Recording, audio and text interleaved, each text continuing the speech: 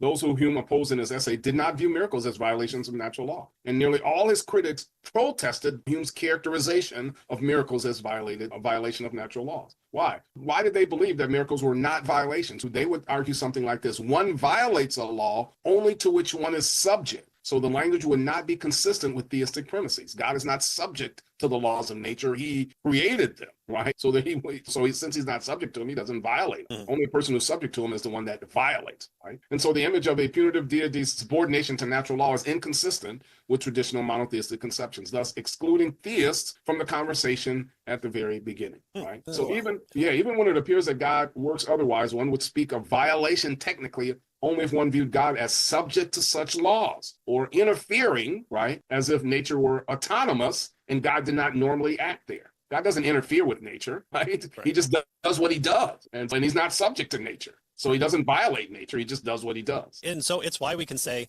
okay, I have two rocks. They're both round. And all of a sudden, it appears that another rock has come into play. And now I have three rocks when I had two before. That's weird. But to say that those round rocks have four sides and therefore they're still round, that itself would be, both sides would agree, would be a violation of philosophy, of the way God thinks. And so we know that, again, can't make the squares or the circle square in that regard. But that's because how logic works, how the laws of logic work, is a characteristic of God. So that's why you can say, we know it's not possible for God to create a square circle, but it's not outside the possibility that says that God can't add another rock to our pile. He's just not subject to the laws of nature in that way.